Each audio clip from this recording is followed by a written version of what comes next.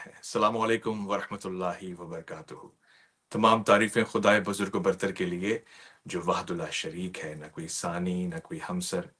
درود لا محدود محبوب رب الودود، راحت العاشقین مراد المشتاقین حضرت محمد مصطفیٰ، آپ کی آل پاک، آپ کے جانثار انصار اور اصحاب پر۔ ضمن آپ دیکھ رہے ہیں پروگرام مائے اور مولانا کا لائیو ورژن عالم اور آئین، اور مائے محمد اویس ربانی آپ کو خوش آمدید کہتا ہوں دل کی گہرائیوں سے۔ آج سید والا جان دو عالم فخر دو عالم نبی الکونین نبی الحرمین نبی الاولین والآخرین سیدنا آقا محمد بن عبداللہ کہ جن کی آمد کا جشن منایا جا رہا ہے، درود و سلام کی محفلیں سجائی جا رہی ہیں، جن کے نام مبارک کے آتے ہی لب تبسم میں بدل جاتے ہیں۔ تبسم مسکراہٹ میں، مسکراہٹ ایک ایسی عاشقی کا انداز پیش کرتی ہے کہ جس میں صرف مخلوق نہیں، خالق بھی شامل ہے، یعنی بندگی ایک طرف اور وہ جس کے بندے ہیں اس کے لیے بھی یہ بات باعث مسرت، اہمیت، عظمت اور انتہائی قابل فخر ہے۔ وہ ملائکہ کی طرف متوجہ ہو کے فرما رہا ہے، یہ ہیں کہ جن کے لیے کونین بنائے گئے، سرکار ہیں یہ، انہی کے لیے سرکار ہے، انہی کے لیے عالمین ہے، انہی کو مرکز اور محور بنایا ہے۔ خواتین و حضرات، برصغیر پاک و ہند میں ایک روایتی انداز ہے جشن منانے کا۔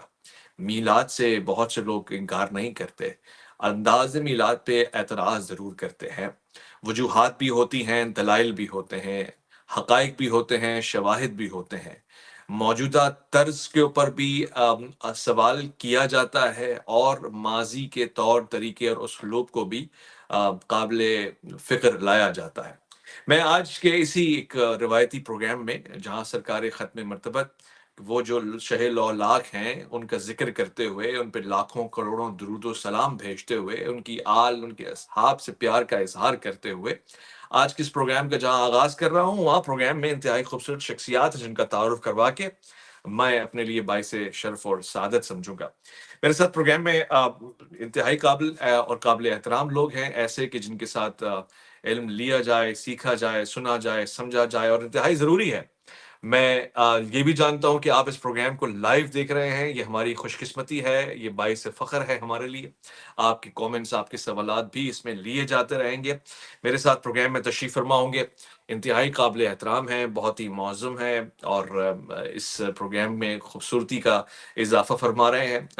جامع بنوریہ عالمیہ سے آپ کا تعلق ہے، مفتی سعید فصیح اللہ شاہ صاحب، میں ان کو خوش آمدید کہوں گا، اور ساتھ ساتھ ہمارے انتہائی قابل احترام جناب محمد عظیم حر نجفی صاحب، علامہ صاحب کو بھی جی خوش آمدید کہوں گا۔ السلام علیکم ورحمۃ اللہ جی وبرکاتہ۔ جی وعلیکم السلام ورحمۃ اللہ وعلیکم وبرکاتہ۔ السلام ورحمۃ اللہ وبرکاتہ۔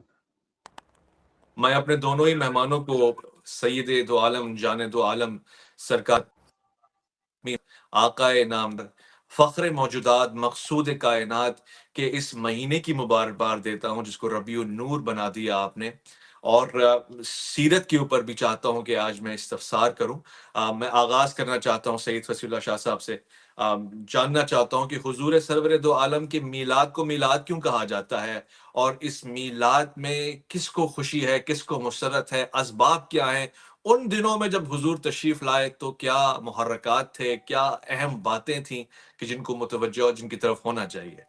حضور۔ جی بہت شکریہ اویس بھائی، آپ نے اس اہم موقع پر میرا انتخاب کیا اور مدعو کیا، بہت بہت شکریہ آپ کا اور آپ کی ٹیم کا۔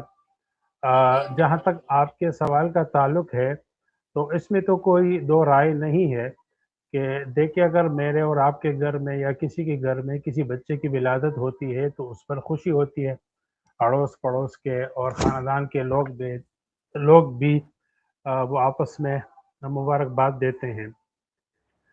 سید الکونین خاتم الانبیاء والمرسلین حضرت محمد مصطفیٰ صلی اللہ علیہ وسلم اللہم صلی علی کہ اللہ کے محمد۔ بعد آپ کی ہستی سے کوئی بڑھ کر ہستی نہیں ہے، اور یہ کائنات یقیناً آپ کے لیے سجائی گئی ہے، اور آپ کی جی نبوت، آپ کی آمد، آپ کی ولادت اور آپ کی ختم نبوت، آپ کی اتباع، آپ کی سنت، آپ کی اطاعت، یہ ہمارے لیے دنیا اور آخرت کی سرخروئی اور کامیابی کا واحد ذریعہ ہے۔ یہاں تک کہ قرآن کریم میں اللہ تعالیٰ نے انبیاء علیہ الصلوۃ والسلام سے بھی یہ عہد لیا کہ اگر انہوں نے حضور نبی پاک صلی اللہ علیہ وسلم کا زمانہ پایا تو ان پر ایمان لانا، ان کی مدد و نصرت کرنا، ان کی تائید میں کھڑے ہونا، یہ انبیاء علیہ السلام کی ذمہ داری ہے۔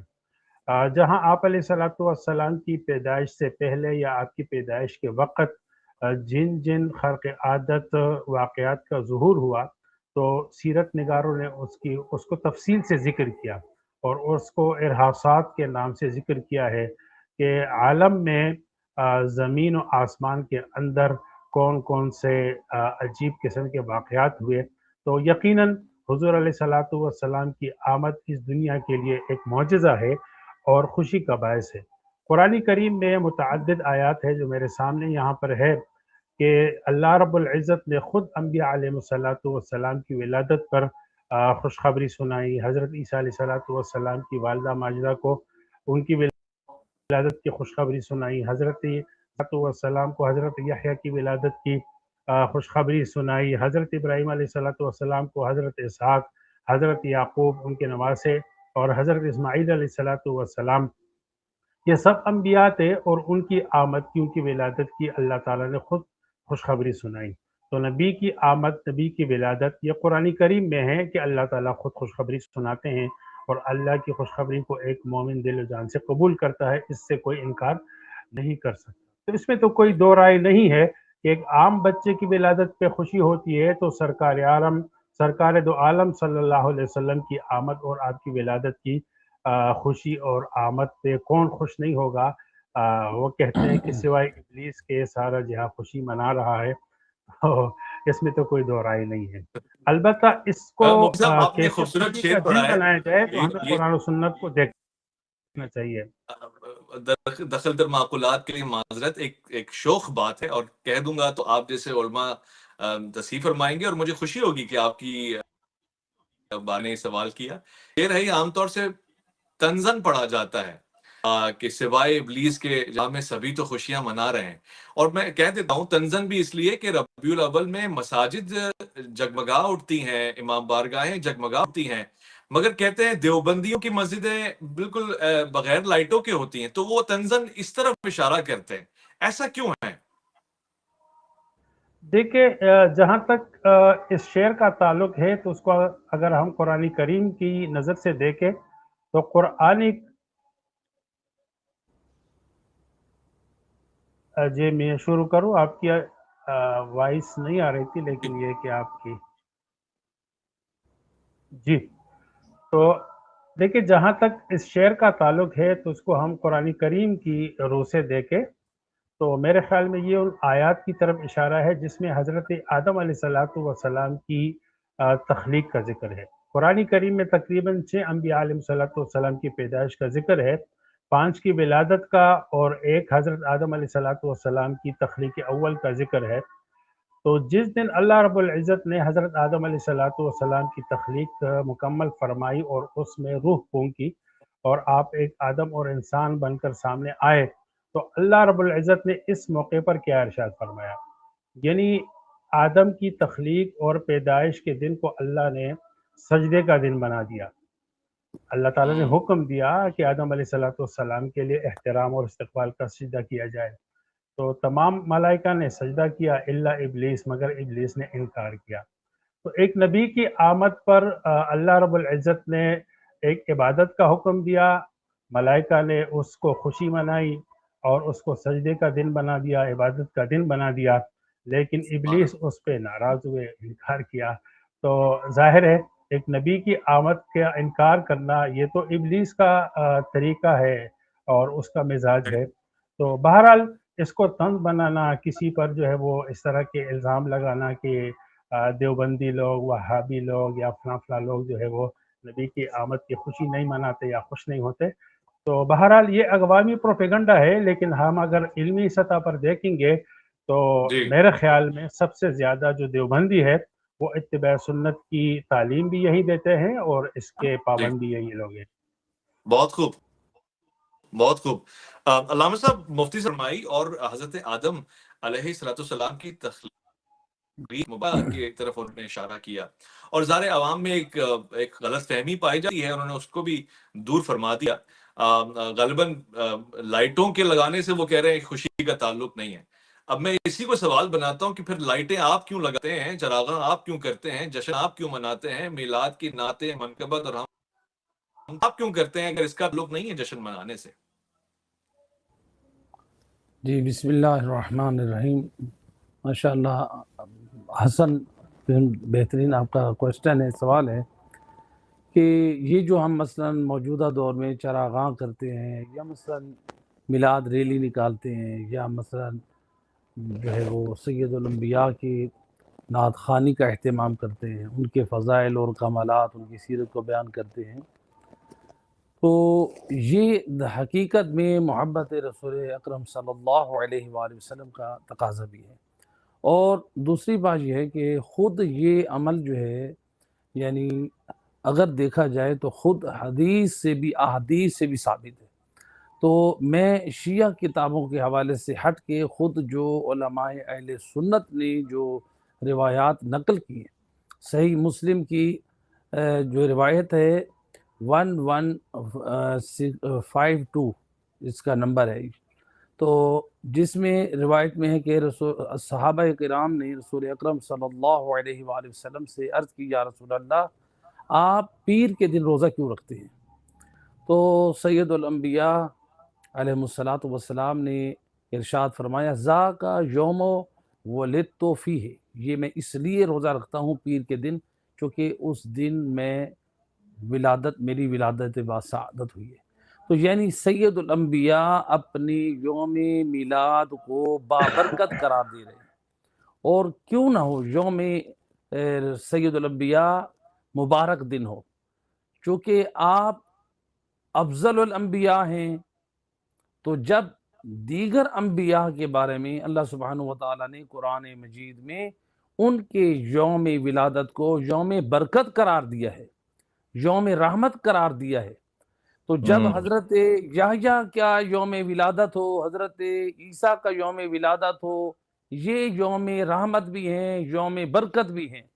تو جو رسول اعظم صلی اللہ علیہ وآلہ وسلم افضل الکائنات ہیں، یعنی آدم سے لے کر قیامت تک تمام، بلکہ میں یوں کہا کرتا ہوں تمام انبیاء ان کی امتوں کو جمع کریں، اور حتیٰ کہ سید الانبیاء کی تمام امت کو جمع کریں اور ایک دوسرے پڑھنے میں سید الانبیاء ہوں، تو سید الانبیاء کی عظمت و شان اور ان کے کمالات جو ہے وہ بلند نظر آتے ہیں. واہ. تو یہ جو ہے اب سید الانبیاء کا یوم میلاد جو ہے وہ یوم رحمت ہے، یوم برکت ہے. خود اس عمل سے علماء اہل سنت نے بھی استفادہ کیا ہے کہ جس دن رسول اللہ روزہ رکھ رہے ہیں، اس کا مطلب ہے یہ یوم برکت ہے، یہ یوم رحمت ہے. جی اور آپ خاص طور پہ ذکر کریں کہ یعنی اس دن میں یعنی آپ کی ولادت کا دن ہے. اور جو دوسری روایت ہے کہ سنن نسائی میں یعنی یہ ایک روایت موجود ہے کہ صحابہ کرام نے جو ہے وہ اصحاب رسول نے خود رسول اللہ کا میلاد منایا. تو آج کہتے ہیں نا بعض لوگ یہ کہتے ہیں کہ یہ میلاد منانا جو ہے یہ بدعت ہے اور اس کی کوئی شرعی حیثیت نہیں ہے.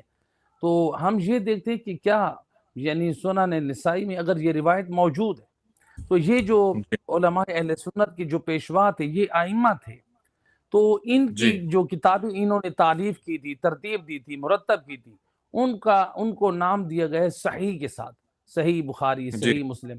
تو ان کو صحاح ستہ کے ساتھ تعبیر کیا گیا. تو اب جب یہ صحاح ستہ کہلاتی ہیں، یعنی ساری کی ساری ان کی روایات صحیح کہلائی گئی، ایک زمانہ تھا، تو اب جا کے ان روایات کی تخریج کیوں کی جا رہی ہے، اب جا کے ان روایات کو کیوں نکالا جا رہا ہے؟ تو یعنی یہ تو خود ایک علمی خیانت ہے، یہ تو خود ایک علمی خیانت ہے. تو امام بخاری بھی اس بات پہ راضی نہیں ہے، جو صحیح مسلم کے مصنف ہے وہ بھی راضی نہیں ہے، دیگر جو ہے وہ امام جو ہے وہ بھی راضی نہیں ہے. تو آپ اصل کتاب کے اندر جو روایات بزرگان دین نے نقل کی ہیں ان کو رہنے دیں. اگر آپ کو اپنا علمی دم ہے، آپ کی کوئی علمی کاوش ہے، آپ اس کے اوپر اپنا نقش آپ کیجیے، آپ اعتراض کیجیے. تو لہٰذا اب سنن نسائی کی جو روایت ہے، صحابہ کرام جو ہے وہ روایت کے جملہ ہے کہ ایک دفعہ یہ بیٹھے تھے مسجد نبوی میں، سید الانبیاء صلی اللہ علیہ وآلہ وسلم وہاں پر تشریف لے آئے. تو اصحابہ کرام جو ہے وہ حلقہ باندھ کر بیٹھے تھے. تو آپ نے فرمایا کہ اے صحابہ تم کیوں بیٹھے ہو؟ تو اس وقت صحابہ کرام نے یہ جملہ ادا کیا اپنی زبان سے، جلسنا نذکر اللہ وَنَحْمَدُهُ عَلَى مَا هَدَانَا لِلْإِسْلَامِ وَمَنَّا بِهِ عَلَيْنَا۔ یا رسول اللہ ہم سارے اس لیے بیٹھے ہیں اللہ کا ذکر کریں، اللہ کی حمد کریں کہ اس نے ہمیں ہدایت دی ہے اسلام کے لیے، اور وَمَنَّا بِهِ عَلَيْنَا، اور اس نے ہمارے اوپر احسان کے اس اسلام کے ذریعے سے۔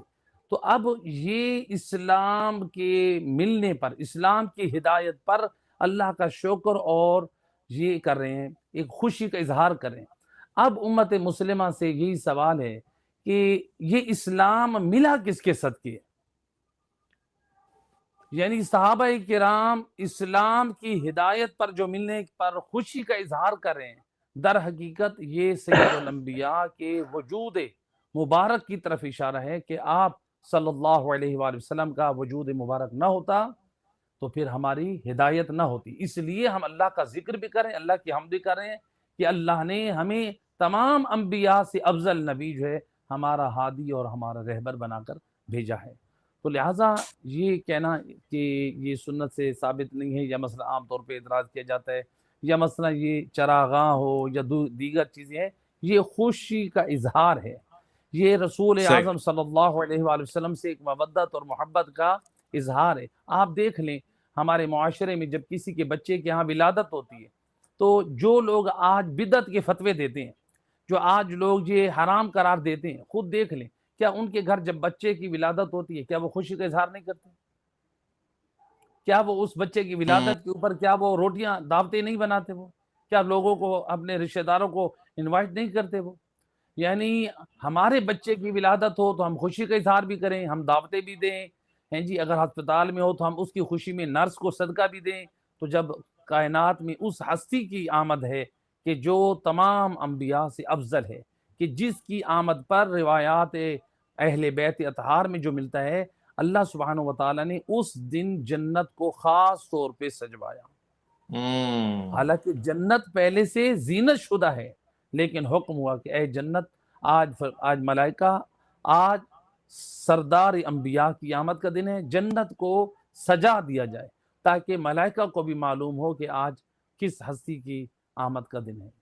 خوبصورت، سبحان اللہ۔ علامہ صاحب نے گفتگو فرمائی، دلشاد ہو گیا، اور ظاہر حضور سرور کونین کا نام ہی ایسا ہے، ولادت کے بے شک انوار کا ذکر آپ آیا۔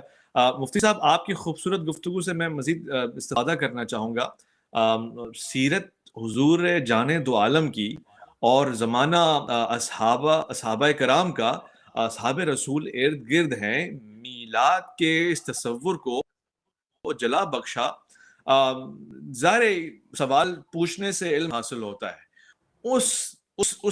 اس میلاد سے کن کن لوگوں کو خبر ہو گئی تھی کہ یہ کوئی معمولی شہزادہ نہیں ہے، یہ بادشاہ ہے، یہ شہنشاہ ہے، یہ سرور دو عالم ہے۔ مثلا کیسر و کسرا میں کیا معاملات گزرے، عرب اور اس میں اور حجاز کے علاوہ عجم میں کیا معاملات گزرے، اور پھر وہ لوگ جو کعبے کے نزدیک رہتے تھے، پھر بنی ہاشم کا کیا انداز تھا، ذرا اس پہ روشنی ڈالیے۔ جی بہت شکریہ۔ جس طرح میں نے عرض کی کہ حضور علیہ الصلوۃ والسلام کی ولادت سے پہلے اور آپ علیہ الصلوۃ والسلام کی ولادت کے وقت کائنات کے اندر عجیب و غریب واقعات پیش آئے، اور سیرت نگاروں نے ان واقعات کو ارہاسات سے ذکر کیا۔ جیسے آج کے بزرگوں کی عجیب واقعات کو ہم کرامات کہتے ہیں، انبیاء علیہ الصلوۃ والسلام کے ہاتھوں کوئی اس طرح معجزہ ہو تو ہم اس کو معجزات کہتے ہیں۔ تو آپ علیہ الصلوۃ والسلام کی آمد سے پہلے اور آپ کی آمد کے وقت جو کائنات کے اندر عجیب و غریب واقعات رونما ہوئے، جس طرح کے مجوسیوں کی آگ تھی وہ ہزاروں برس سے جیتی، ایک دن بھی آپ کی آمد سے وہ آگ بجھ گئی۔ طرح روم کے جو سنگریزے تھے ان میں زلزلہ برپا ہو گیا، اور وہاں کے جو راہب تھے اور ان کے جو اہل علم تھے تو انہوں نے پیشن گوئی کائنات میں کوئی ایسی ہستی آئی جو انقلاب لائے گی پوری دنیا کے اندر، پورے عالم کے اندر، کائنات کے اندر۔ اسی طرح حضرت عبد المطلب جو آپ علیہ الصلوۃ والسلام کے دادا تھے، جب آپ کی پیدائش ہوئی تو آپ علیہ الصلوۃ والسلام کا جو نام رکھا گیا وہ محمد رکھا گیا، جبکہ آپ کے باپ داداؤں میں کسی کا نام محمد نہیں تھا، جبکہ عرب کا رسم و رواج یہ تھا کہ وہ اپنے باپ دادا کے نام پہ نام رکھتے تھے. تو لیکن عبد المطلب نے جو ہے آپ کا نام محمد رکھا. تو لوگوں نے پوچھا کہ آپ نے اپنے باپ دادوں کے نام میں سے کوئی نام نہیں رکھا، آپ نے محمد نام کیوں رکھا؟ تو انہوں نے فرمایا میرا دل چاہتے ہیں کہ ایحمد ھذا الولد فی العالم، کہ میں چاہتا ہوں کہ میرے اس بچے کی حمد و ثنا ہو، چرچا ہو، اور ان کی سیرت کے چرچے ہو، ان کے حمد و ثنا کے، ان کی تعریفوں کے چرچے ہو آخرت میں، زمین و آسمان کے اندر. تو اللہ رب العزت نے ان کو یہ الہام فرمایا، ان کے دل میں یہ ڈالا کہ وہ ایسا نام رکھے کہ جن کے نام کے چرچے زمین میں بھی ہو، آسمان میں بھی ہو، دنیا میں بھی ہو، آخرت میں بھی ہو. اب دیکھیں قرآن کریم میں ہے کہ ان اللہ و ملائکتہ یصلون علی النبی، کہ صلاۃ و سلام تو اللہ رب العزت خود اپنے محبوب پر نازل فرماتے ہیں. اللہ کے ملائکہ آسمانوں میں اور زمینوں میں، پوری کائنات میں، کائنات کے باہر جتنی بھی کائنات تصور میں ہو سکتی ہے، ملائکہ کا وجود جہاں جہاں ہو سکتا ہے، تو ملائکہ کی زبانوں پر حضور کی حمد و ثنا، صلاۃ و سلام ہے. یہ حضرت عبد المطلب کی وہ تمنا تھی جو اللہ رب العزت نے پوری فرمائی. اس طرح یہود کے اندر یہ بات مشہور ہو گئی تھی کہ ایک نبی آئے گا جو خاتم الانبیاء ہوگا اور اس کا نام محمد ہوگا، یعنی ان کی کتابوں میں یہ بشارت پہلے سے موجود تھی. تو اس سے پہلے بچوں کے نام محمد نہیں رکھے جاتے تھے کیونکہ یہ نام مشہور نہیں تھا.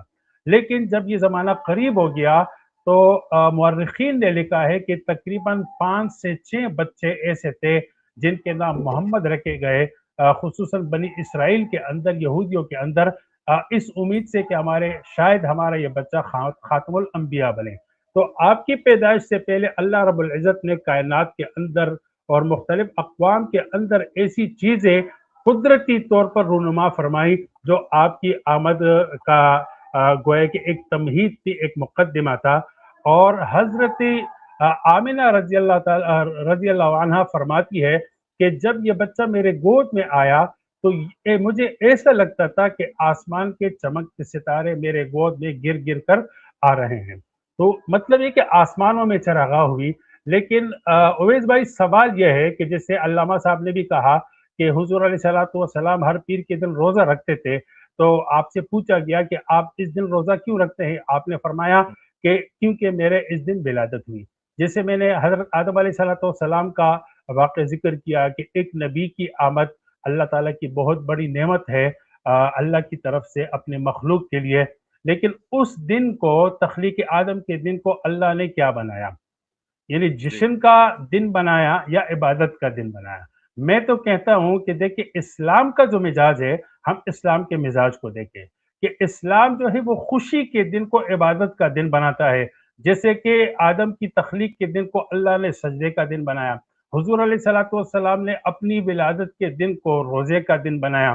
اس طرح ایک اور روایت ہے جو میرے ذہن میں ابھی آ رہی ہے کہ حضرت مسلم شریف کے اندر سے روایت ہے، ایک یہودی نے، بعض محدثین نے کہا ہے کہ یہ کعب آبار تھے، وہ اسلام لانے سے پہلے حضرت عمر سے عرض کرتے ہیں، کہتے ہیں کہ یہ آیت الیوم اکملت لکم دینکم واتممت علیکم نعمتی، جس آیت کے اندر اللہ رب العزت نے دین کی تکمیل کا اعلان فرمایا اور فرمایا کہ دین اسلام جیسی نعمت کی تکمیل آج ہم نے کر دی. تو یہودیوں نے کہا کہ اگر یہ آیت ہمارے ہاں نازل ہوتی تو اتخذنا ذلک اليوم عیدا، تو ہم اس دن کو عید بنا دیتے. حضرت عمر نے فرمایا کہ مجھے وہ دن بھی یاد ہے، وہ وقت بھی یاد ہے، اور وہ جگہ بھی یاد ہے، یعنی یوم عرفہ کا دن تھا، جمعے کا دن تھا، اور حضور علیہ الصلوۃ والسلام عرفات کے اندر کھڑے تھے، لمبی لمبی دعائیں مانگ رہے تھے، اپنی امت کو تعلیم دے رہے تھے. اور اللہ نے ہمیں اس دن 2 عیدیں دی، ایک جمعے کا اور ایک یوم عرفہ کا. آپ خود سوچے کہ عرفہ کا جو دن ہے یہ مسلمانوں کی عبادت کا دن ہے. عرفات کے اندر جو وقوف ہے وہ حج کا رکن ہے، سب سے بڑی عبادت ہے. عرفات کے دن روزہ رکھنا یہ بہت بڑی عبادت ہے. تو مسلمان جو خوشی کا دن بناتا ہے وہ عبادت کا دن بناتا ہے. میں ایک اور آیت کی طرف آپ کو توجہ دلاؤں. جی حضرت داؤد علیہ السلام کو اللہ تعالیٰ نے نبوت بھی دی اور آپ علیہ السلام کو سلطنت بھی دی, اور ایک اور نعمت سے نوازا کہ حضرت سلیمان علیہ السلام کو آپ کا وارث بنایا. یعنی ان کو نبی کی ولادت کی طرف بھی اللہ رب العزت نے جو ہے وہ خوشخبری سنائی. تو جی 3 نعمتیں اللہ نے دی, نبوت, مملکت اور سلطنت, اور ایک بیٹا نبی حضرت سلیمان. اس کے بعد اللہ رب العزت نے جی کیا ارشاد فرمایا, اعملوا آل داؤد شکرا, کہ اے داؤد کی آل, آپ اللہ تعالیٰ کے لیے شکر کا عمل کریں. تو مسلمان جو ہے وہ خوشی کو شکر کا دن بناتا ہے, اور مسلمان کا شکر جو ہے وہ اویس بھائی وہ عبادت سے ہیں, وہ جی چراغاں سے نہیں ہے, وہ نعرے لگانے سے نہیں ہے. یہاں تک کہ دیکھیں ہم نے اب جو ہے وہ اس عظیم نسبت کو, عظیم دن کو, عظیم عبادت کے دن کو, عظیم نسبت کو ہم نے کیا بنا دیا, چوری کی بجلی سے ہم چراغاں کرتے ہیں. یہاں تک کہ نامحرم عورتوں کو ہم کرائے پر ارینج کر کے ان کو ایک حور بنا دیا. اب لڑکے لڑکیاں جوان جتنے بھی ہے, تو وہ آپ خود سوچے کہ وہاں کیا اچھا ہم جنڈیاں بناتے ہیں اور گنبد خضرا کے جو ہے وہ شبیہ بنا دیتے ہیں. اگلے دن آپ دیکھیں کراچی کے اندر وہ کچروں میں وہ چیزیں پڑی رہتی ہے.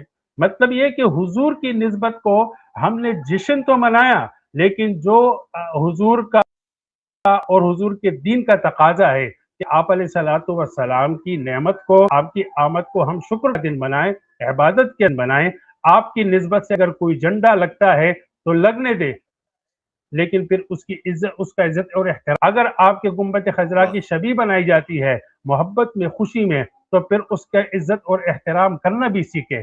دیکھیں بدعت اور سنت میں بالکل واضح فرق ہے کہ سنت میں اگر صدیہ بھی گزر جائے تو وہ سنت رہے گی.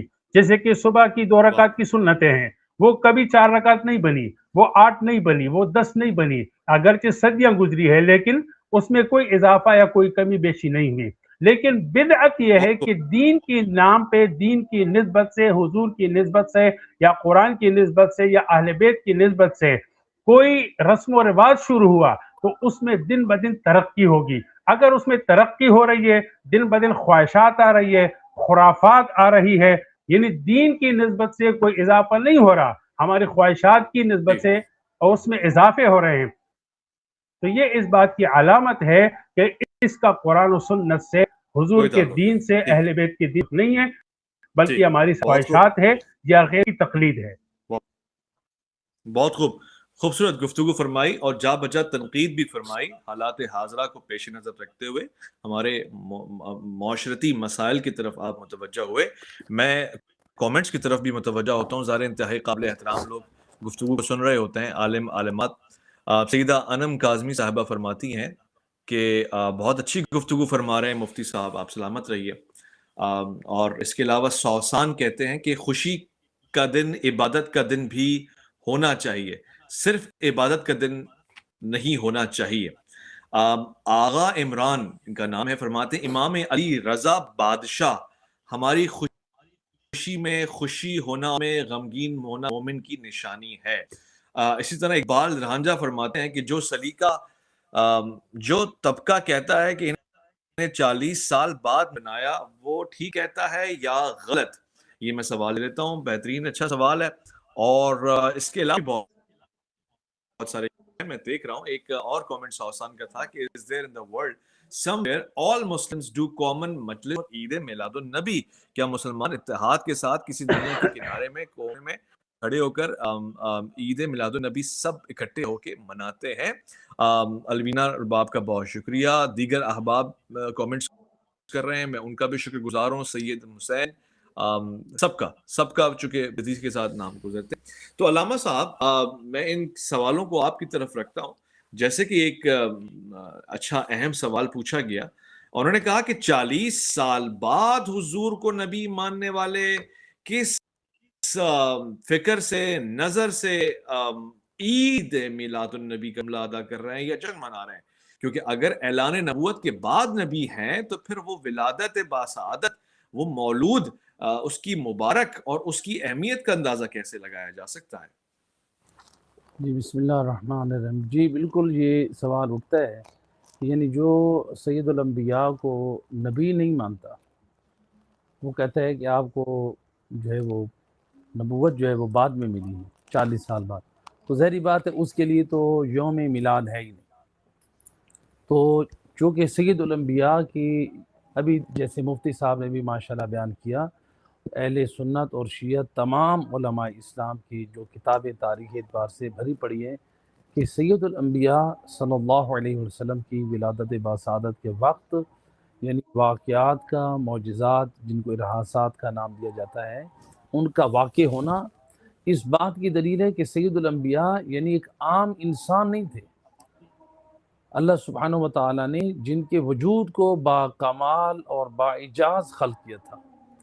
تو لہٰذا جیسا کہ آپ روایت نقل کر رہے تھے کہ امام رضا علیہ السلام یا دیگر ائمہ ہدا علیہ السلام سے روایت ہے کہ ہمارے محب وہ ہوتا ہے کہ جو ہماری خوشی میں خوش ہوتا ہے اور ہمارے غم میں غم زدہ ہوتا ہے.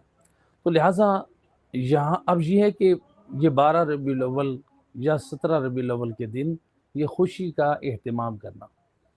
تو دوسری طرف یہ ہے کہ آج کل یہ بھی سوشل میڈیا کے اوپر یہ گفتگو ہو رہی ہے کہ یہ جو روزے کا حکم ہے یہ صرف عبادت کے ساتھ تعلق ہے.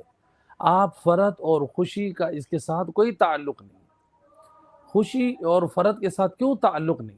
آج کل ایک اور آپ نے پوسٹ بھی پڑھی ہوگی، بعد نواسب کی طرف سے یہ پیش کی جا رہی ہے کہ رسول کا چچا اس نے جشن منایا تو وہ مردود ہو گیا.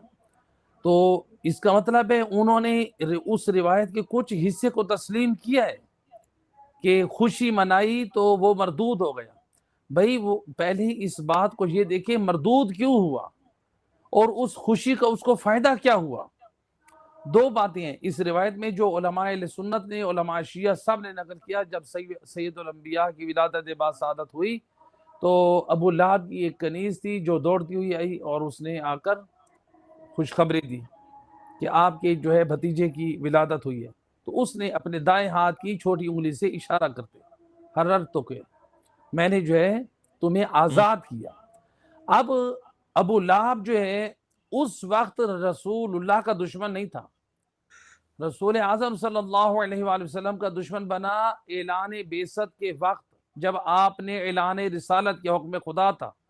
اب اللہ کی طرف سے حکم ہوا ہے کہ آپ نے اس سن میں اس وقت اعلان رسالت کرنا ہے.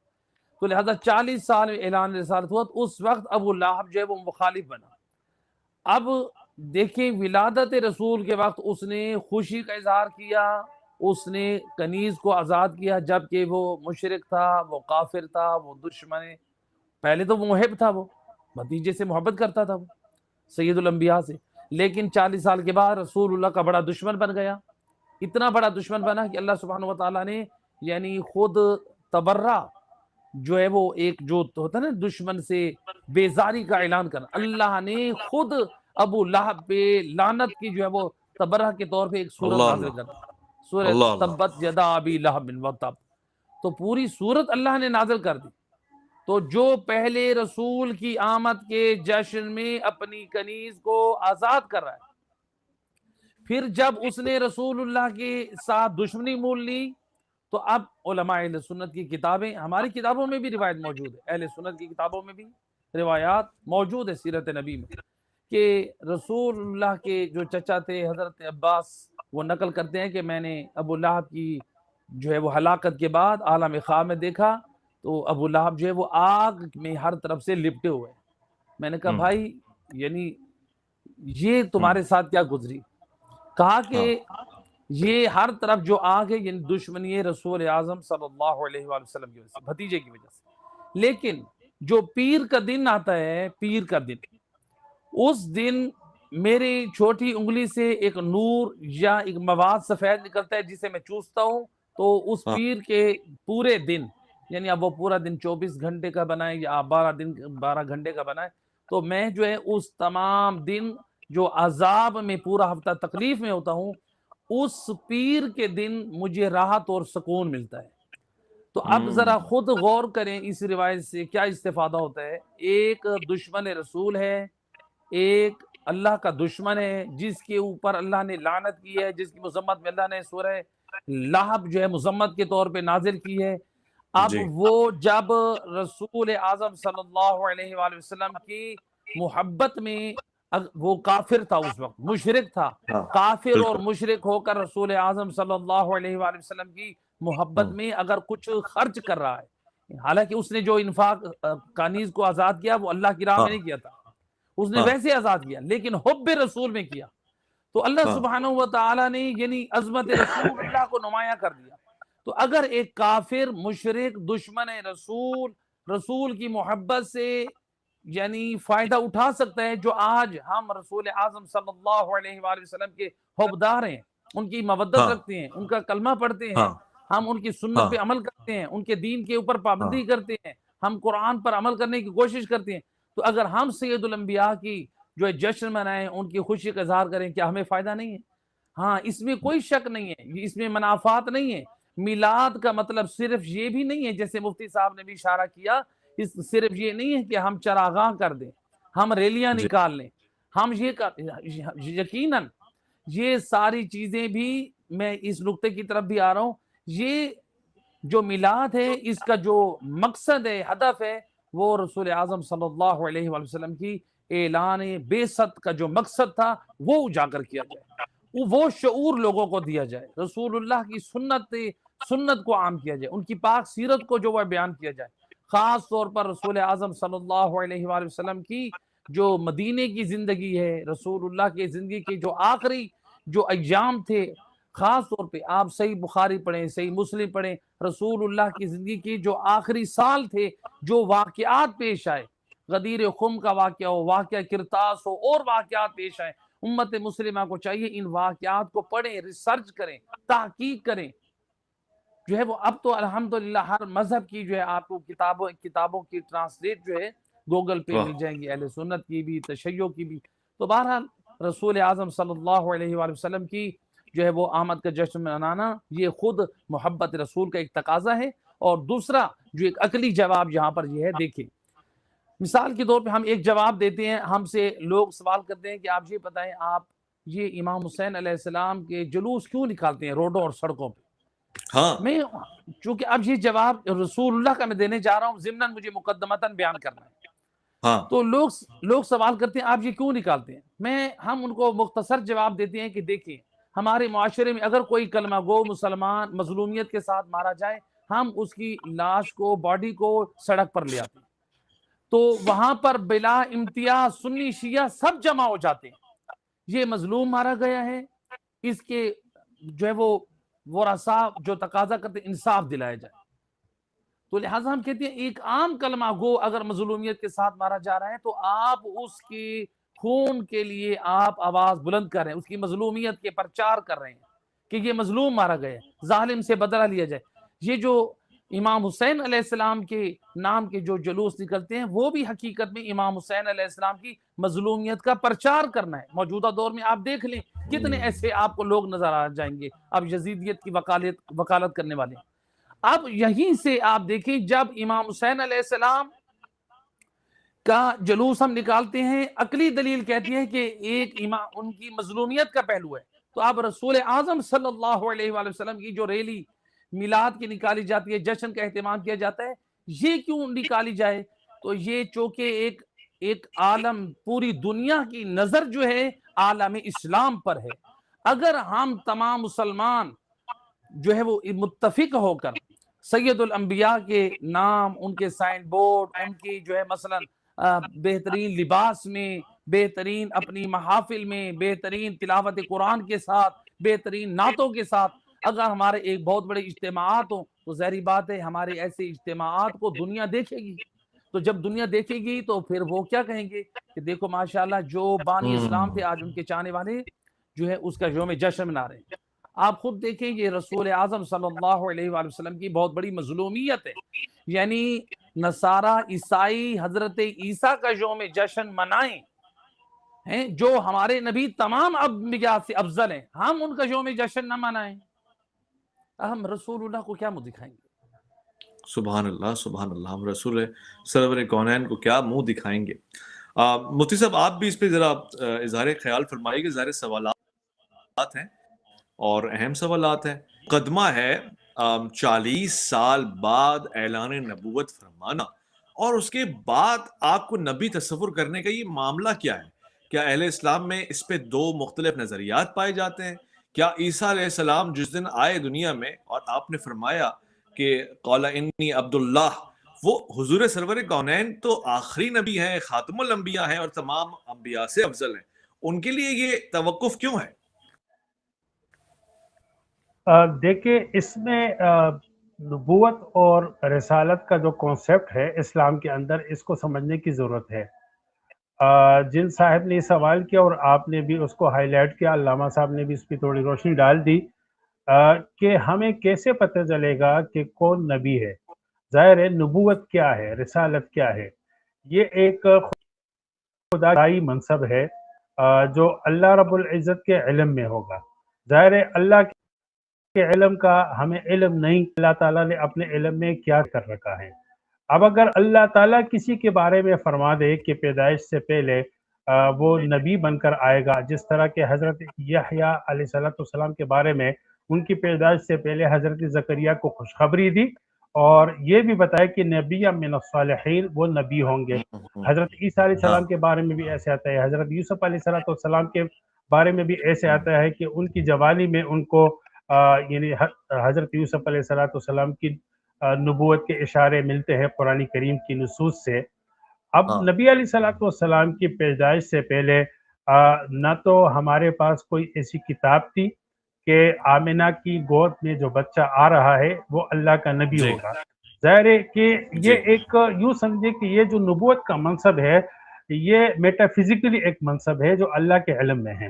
ہمیں اس چیز کا علم تب ہوگا جب ہمیں اللہ بتائیں گے اور اللہ کے رسول بتائیں گے.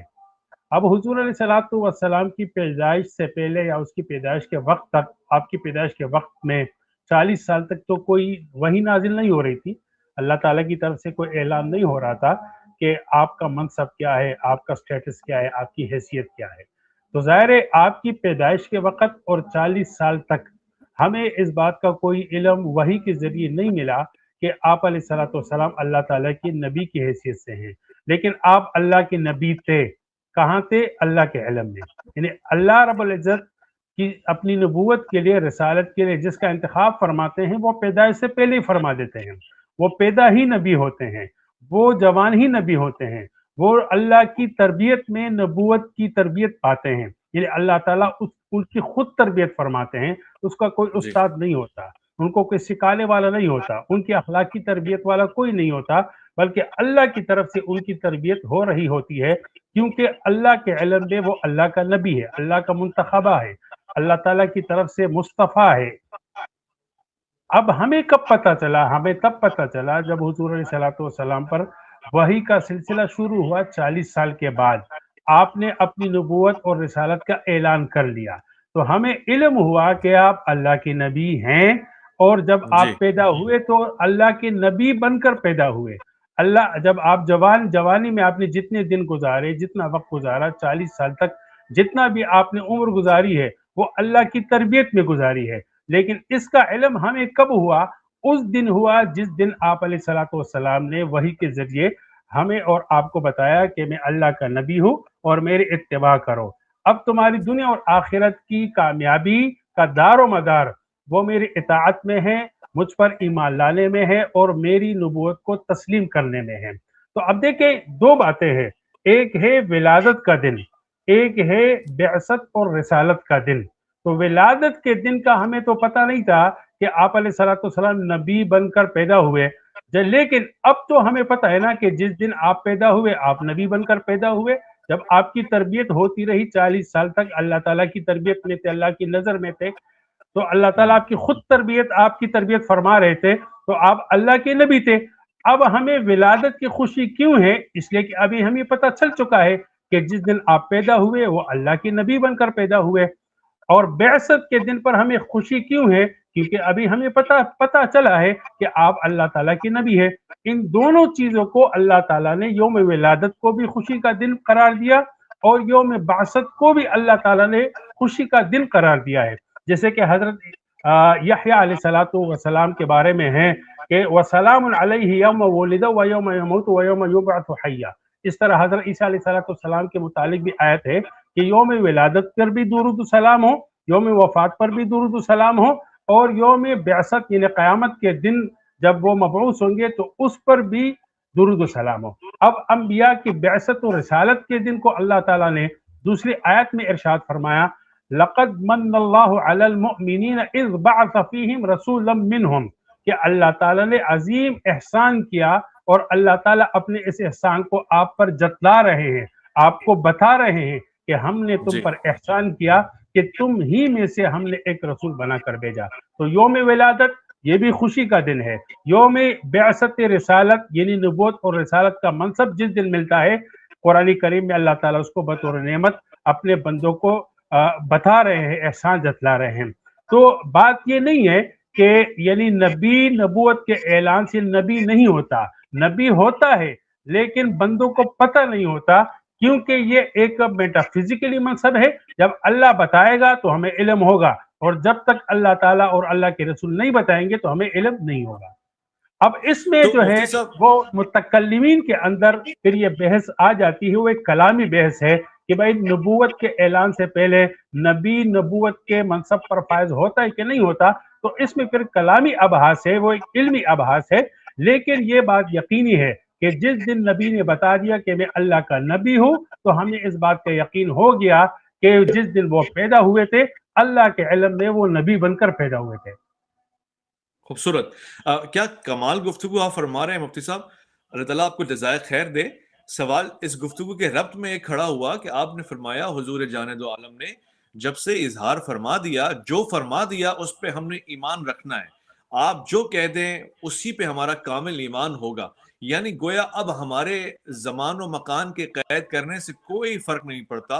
حضور سرور کائنات کے زبان مبارک سے نکلے ہوئے وحی کے کلام جو منشاء الہی کے عین مطابق ہیں، وہی معلومات ہیں، وہی علم ہے، وہی حدیث ہے اور وہی حق ہے، یہاں تک کہ وہی قرآن بھی ہے.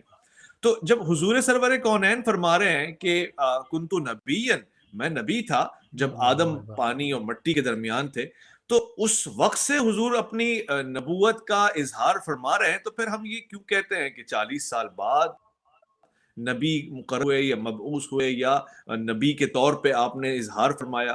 یعنی اس حدیث کو پہلے تو ویریفائی کر دیجئے گا، تصحیح فرما دیجئے گا، اور دوسرا اس حدیث کے آئینے میں کیا نبوت اور حضور کی ذات گرامی تب سے اسی متبرک اور معظم مقام پہ نہیں ہے؟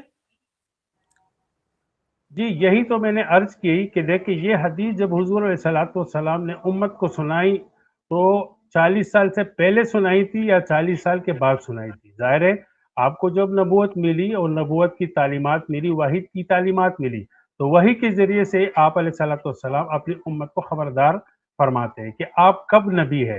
جب سے اللہ کے علم میں آپ کا وجود ہے اور وہ ازل اور ابد سے ہیں تو آپ اللہ کے نبی ہے.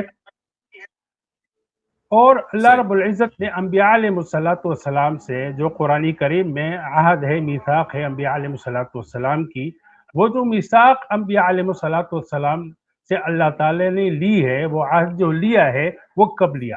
وہ ظاہر عالم ارواح میں لیا، اس کائنات کے وجود سے پہلے لیا، اور ان کو بتایا کہ ایک نبی آئے گا، اگر تم ان کا زمانہ پاؤ گے تو تم اس پہ ایمان بھی لاؤ گے، وَتُعَزِّرُوهُ وَتُوَقِّرُوهُ، تمہیں ان کا عزت و احترام بھی کرنا ہے، ان کی تائید بھی کرنی ہے.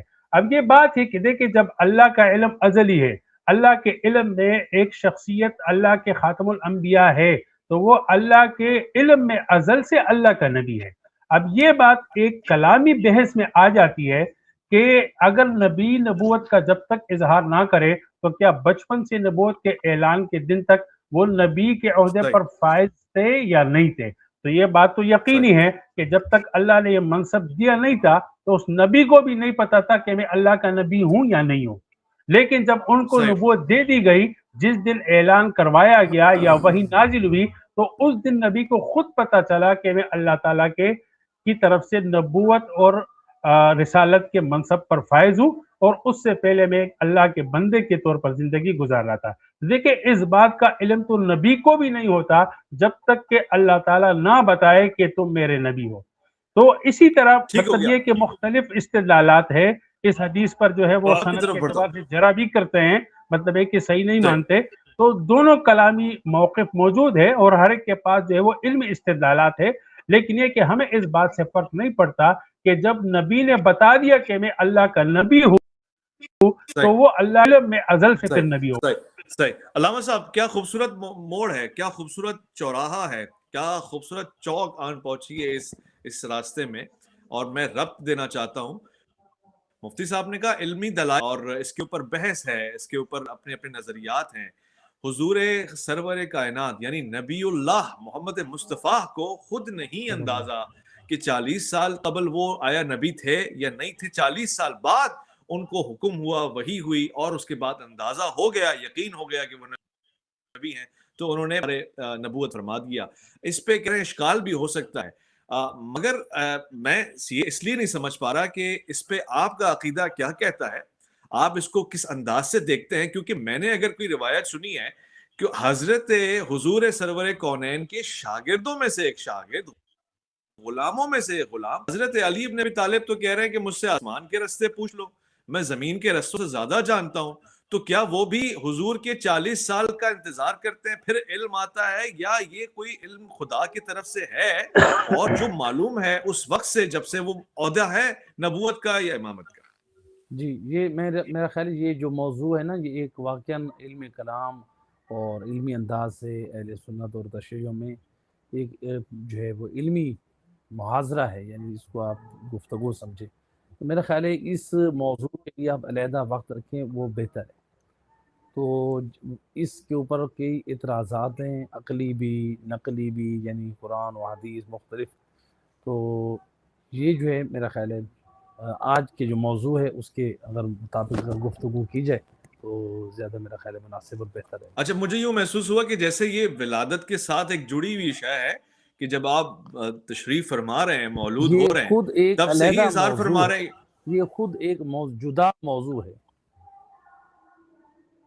اور اچھا، واقعاً یہ بہت حساس موضوع ہے. جس طرح تو مفتی صاحب بتا رہے ہیں یہ بہت حساس، اس کو عام فہم لوگ نہیں سمجھتے، اس لیے اچھا، اس کو عام او ممبر پہ اس کو علماء اہل سنت و شیعہ یہ بیان نہیں کرتے. بہت حساس موضوع ہے. چلیں ہم اس کے دوسرے پرائے میں چلے جاتے ہیں اور یہ جاننے کی کوشش کرتے ہیں کہ یہ جو معاملات ہیں، حضور سرور کائنات غار میں تشریف فرما ہے، فرشتہ حضور صلی اللہ علیہ وآلہ وسلم کی طرف آتے ہیں اور وہ فرشتہ کہتا ہے اقرا، پڑھنے کا اور وحی کا تسلسل ہے. اس کو آپ کس نگاہ سے دیکھتے ہیں؟ کیا یہ پہلی دفعہ ہے، یا وہ جس دن تشریف لا رہے ہیں کیسر و قصا کے معاملات آپ کے سامنے، اس دن سے آپ وحی کا اور سلسلہ آسمانی کا نزول موجود پاتے ہیں اپنے پاس؟ جی، یہ جو ہے حضرت جبرائیل امین علیہ السلام کا آنا رسول اکرم صلی اللہ علیہ وسلم کے پاس، تو جیسے کہ روایات میں ملتا ہے کہ یعنی آپ نے جبرائیل امین کو 2 مرتبہ اصل شکل میں دیکھا، یا بعد میں ملتا ہے کہ 3 مرتبہ دیکھا. تو اب یہاں پر جو آئے تھے غار حرا میں جو پہلی وحی تھی، وہ یعنی اس میں علماء مرخین نے نقل کیے کہ وہ اصل شکل میں یعنی دیکھا تھا ان کو. تو لہٰذا وہ چونکہ اعلان بعثت تھا، تو 40 سال کی عمر میں خداوند متعال کی طرف سے حکم ہوا کہ اب آپ نے اعلان رسالت کرنا ہے. اس لیے رسول اکرم صلی اللہ علیہ وآلہ وسلم یعنی 40 سال تک اپنے اخلاق اور کردار سے پاک سیرت، پاک کردار انبیاء کو پہنچاتے رہے. چونکہ آپ صلی اللہ علیہ وآلہ وسلم کی نبوت کی خبر حضرت عیسیٰ علیہ السلام نے بھی دی، اور قرآن مجید کی آیت کے مطابق کہ آپ کا نام حضرت عیسیٰ نے بتایا کہ ان کا نام احمد ہوگا. تو یعنی انجیل میں رسول اللہ کا ذکر موجود ہے. سابقہ انبیاء بھی رسول اللہ کی جو ہے وہ خوشخبری دیتے رہے کہ آخر رسول آئیں گے. تو سید الانبیاء یقیناً، چونکہ ہمارے پاس جو شیعہ مذہب میں کہ حضرت ابو عبد المطلب جو ہے، ہم ان کو اوصیاء حضرت عیسیٰ علیہ السلام سے مانتے ہیں کہ چونکہ حضرت عیسیٰ علیہ السلام کے جو اوصیاء کا سلسلہ تھا، جو تبرکات نبوت تھے، وہ حضرت عبد المطلب تک پہنچے. پھر حضرت عبد المطلب نے وہ تبرکات نبوت جو ہے وہ حضرت ابو طالب کو دی، کسی اور کو نہیں دی. تو حضرت ابو طالب کے بارے میں شیعہ روایات کے مطابق حضرت ابو طالب علیہ السلام بھی اوصیائے حضرت عیسیٰ علیہ السلام میں سے، جو سارے یہ جو سلسلہ تھا یہ ملت ابراہیمی کے اوپر یہ قائم. ایک علیحدہ موضوع ہے کہ انبیاء علیہ السلام، رسول اللہ کے مولا علیہ السلام کے والدین جو ہے وہ ملت ابراہیمی پر تھے. تو یہ قرآن سے بھی اور روایات تاریخی اعتبار سے اور عقلی دلیلوں سے یہ ثابت ہے. تو بہرحال یہ جو ہے رسول اعظم صلی اللہ علیہ وآلہ وسلم کے پاس جو ہے وہ بعض روایات کے مطابق کہ آپ کے ساتھ ایک ملک تھا، تو جو آپ کو مختلف جو ہے وہ آداب اور ان چیزوں کی طرف جو ہے وہ یعنی آپ کی رہنمائی کے لیے تھا. تو اس کا مطلب ہے سید الانبیاء نے جب اعلان رسالت کی ہے، حکم خدا تھا کہ اب آپ نے اسلام کا اعلان کرنا ہے، اب آپ نے علم توحید، چونکہ 40 سال تک آپ اپنے اخلاق سے، اپنے کردار سے جو ہے لوگوں کو اسلام کا جو ہے وہ تعارف کراتے رہے ہیں. لوگوں کے دلوں میں آپ کی ایک جگہ بن گئی ہے کہ بھئی یہ صادق بھی ہیں، یہ امین بھی ہیں. تو سید الانبیاء نے اپنے کردار سے، اپنی گفتار سے جو ہے وہ لوگوں کے دلوں میں اس بات کو ثابت کیا ہے کہ یہ سچا نبی ہے، یہ جو دعویٰ کر رہا ہے یہ جھوٹا دعویٰ نہیں کر رہا، یہ جو ہے یہ امین ہے. تو یہ جب لوگوں کی امانتوں کا امین ہے تو یہ اللہ کے دین کا بھی، اسلام کا بھی یہ امین ہے. تو لہٰذا یعنی اس اعتبار سے صحیح، خوبصورت. مفتی صاحب، مفتی فضل اللہ شاہ صاحب، یہ جو ایک عام میں عوامی ایک سوال سا پوچھ رہا ہوں، بحیرہ کا واقعہ بیان فرمایا جاتا ہے. لوگ اس کو اس طرح سے دیکھتے ہیں کہ ایک راہب کو یہ معلوم ہو گیا کہ یہ اللہ کے نبی ہیں اور خود نبی اللہ اس تشویش میں ہیں. یہ تصور قابل قبول نظر نہیں آتا. یعنی اس طرح سے دیکھا جائے تو آج ہم راہب، پادری، ان سے علم حاصل کر سکتے ہیں اور بارے دیگر جو ہے وہ آپ اس روایت سے معنی لے رہے ہیں کہ ان کے پاس علم نہیں ہے اور ان کے پاس یقین نہیں ہے. دیکھیں، جب حضرت جبریل علیہ السلام حرا میں آتے ہیں تو یہ بات کہ حضور علیہ السلام کو یقین نہیں ہوا اپنی نبوت کا، اس سے یہ نتیجہ نکالنا تو غلط ہے، کیونکہ وحی کی جو تکرار ہوئی، یعنی پہلے ایک دفعہ تکرار نہیں ہوئی بلکہ بار بار ہوئی. جیسے بخاری شریف کی روایت ہے کتاب و بدء الوحی میں، یعنی شروع کی ابواب میں حدیث ہے کہ حضرت جبریل کہتے ہیں کہ اقرأ یا محمد پڑھو، اقرأ بسم ربک، لیکن آپ فرماتے ہیں کہ ما انا بقارئ، میں تو پڑھنے والا نہیں ہوں، میں تو قرات نہیں کر سکتا. پھر حضرت جبریل نے اپنے سینے سے لگایا، آپ کو بینچا، آپ کو زور دیا اور پھر فرمایا کہ اقرأ. آپ نے پھر فرمایا کہ ما انا بقارئ، میں تو نہیں پڑھ سکتا. اس طرح 3 مرتبہ حضرت جبریل نے اپنے سینے سے لگایا اور آپ کو بینچا، آپ کو زور دیا، اور پھر آخری مرتبہ جب آپ سے کہا کہ اقرأ تو آپ علیہ السلام پڑھنے لگے کہ اقرأ بسم ربک الذی خلق. دیکھیے، حضور علیہ السلام جو تھے وہ امی تھے. امی کا مطلب یہ ہے کہ ماں کی گود سے انہوں نے کسی سے کچھ سیکھا نہیں کہ آپ کتابت کر سکتے تھے، لکھ سکتے تھے، پڑھ سکتے تھے. کہیں پر آپ نے جو ہے وہ قاعدہ نورانی وغیرہ جیسی کوئی کتابیں پڑھی تھی، ایسا کوئی نہیں تھا. مطلب یہ کہ آپ کتابت اور قراءت کو نہیں جانتے تھے. لیکن ایک فرشتہ آتا ہے، حضرت جبریل آتے ہیں، اور اس کے بعد آپ 5 آیاتیں بغیر کسی تکلف کے پڑھ رہے ہیں، اقرأ بسم ربک الذی خلق. تو اس سے یہ بات یقینی ہو گئی ہے کہ اللہ تعالیٰ نے آپ کو وحی کر دی، آپ کو نبوت کے منصب پر فائز کر دیا اور آپ کو رسالت کے منصب پر فائز کر دیا. ظاہر یہ ایک عجیب واقعہ تھا. معذرت چاہوں گا یہاں مفتی صاحب، جی میں آپ کی اجازت سے معذرت چاہتا ہوں. یہ جو ہے مفتی صاحب جو ہے وہ اپنے ایک ظاہری بات ہے نظریے سے بیان کر رہے تھے کہ امی کے کیا معنی ہے، اور رسول خدا صلی اللہ علیہ وآلہ وسلم جو ہے وہ لکھنا اور پڑھنا نہیں جانتے تھے. چونکہ ہمارے جو مذہب تشیع کی جو بنیادی جو ہمارے عقائد ہیں کہ معصوم وہ ہوتا ہے جو ہر قسم کے نقص اور عیب سے پاک ہو. تو اگر یعنی رسول اللہ میں یہ نقص ہے، وہ پڑھنا نہیں جانتے، تو یہ تو ایک قسم کا نقص ہو گیا، تو ایک قسم کا یہ عیب ہے. اب رسول اعظم صلی اللہ علیہ وآلہ وسلم کو امی کیوں کہا گیا؟ تو اس کا جواب جو ہے ہمارے مذہب کے جو بزرگ ایک ہمارے گزرے ہیں علم کلام کے اسپیشلسٹ شیخ مفید رحمۃ اللہ علیہ، انہوں نے اس کا جواب دیا کہ رسول اعظم صلی اللہ علیہ وسلم کو امی کیوں کہا کہتے ہیں کہ چونکہ رسول اللہ کی نسبت ہے مکہ سے، تو مکہ کو کہا جاتا ہے ام القرا۔ ام القرا کا مطلب کیا ہے؟ تمام یعنی جو شہر ہیں ان سب کی ماں، ان کا سردار۔ تو اس لیے رسول اللہ کو نسبت دی ہے امی، ام القرآ سے نسبت دی ہے امی۔ تو ام القرآ کے رہنے والے ہیں یعنی مکہ کے ہیں، اس لیے ان کو امی کہا ہے، نہ کہ الیاذ باللہ رسول اللہ جو ہے وہ یعنی پڑھے لکھے نہیں تھے تو ان کو کچھ نہیں آتا تھا۔ تو اللہ تعالیٰ خود وہی میں یہ کہا اقرا پڑھیے، تو پڑھنا جانتے ہیں تو جبرائیل امین وہی لے کر آئیں۔ اور دوسری بات یہ ہے کہ دیکھیں ایک عام سے مثال کے طور پہ آپ کسی شہر میں جو لاہور کے رہنے والے ہیں ان کو آپ کیا کہتے ہیں؟ کہتے ہیں یہ لاہوری ہیں۔ جیسے مثلا کوئی ملتان کا رہنے والا آپ کہتے ہیں یہ ملتانی ہے۔ جیسے اسی طرح سے جو ہے مثلا افغانستان کے رہنے والے آپ کہتے ہیں یہ افغانی ہیں، ایران کے رہنے والے آپ کہتے ہیں یہ ایرانی ہیں، یہ عراقی ہیں۔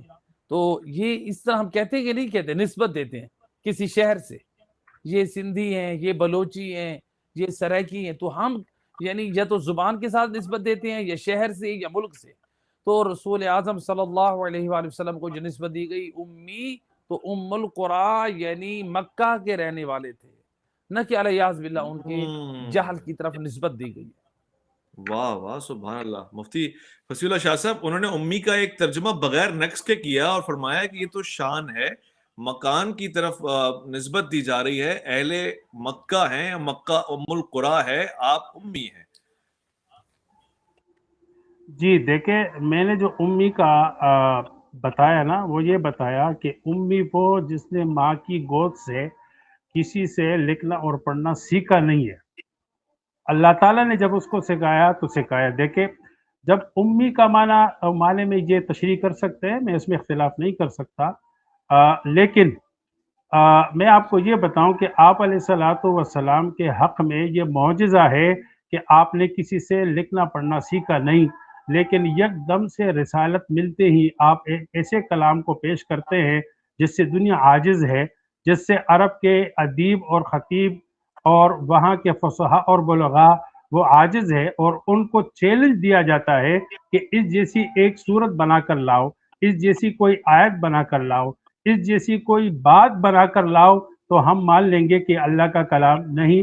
یعنی دیکھیں ایک بندہ ایسا ہے کہ جس نے نہ پڑھنا سیکھا نہ کسی سے لکھنا سیکھا، اور وہ ایسا کلام پیش کرتے ہیں کہ عرب کے بڑے بڑے ادیبوں اور بلیغوں کو جو ہے وہ چیلنج کر رہے ہیں کہ بھائی چھوٹی سی چھوٹی آیت لکھ کر لاؤ، چھوٹی صورت بنا کر لاؤ۔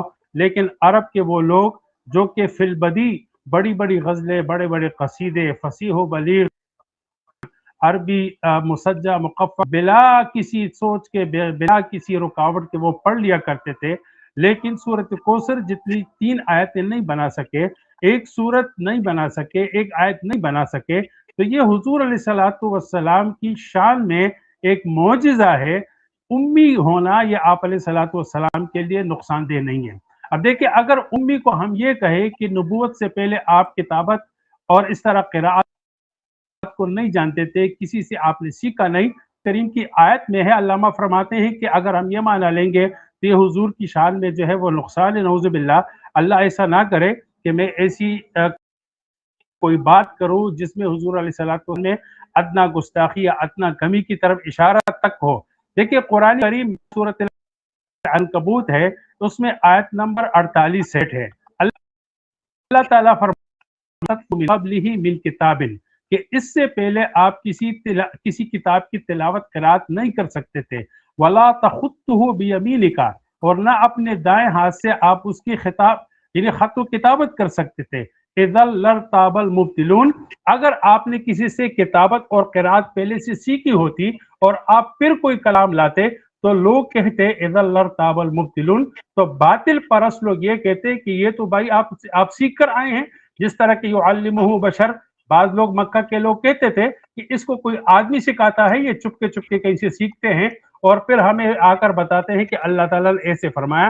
تو علامہ صاحب کی خدمت میں اور آپ کی خدمت میں سب حضرات کی خدمت میں میری یہ گزارش ہے کہ امی کو اگر اس معنی میں لے لے کہ آپ کی نبوت سے پہلے آپ کا کوئی استاد نہیں تھا جس نے آپ کو کتابت اور قراءت سکھائی تھی، لیکن اب ایک ایسے کلام کو لے کر آئے کہ جس سے عرب معاشرے کے بڑے بڑے ادیب و خطیب مقابلہ کرنے سے اس تحدی اور چیلنج کو قبول کرنا عاجز آئے، تو یہ آپ علیہ الصلوۃ والسلام کی شان ہے۔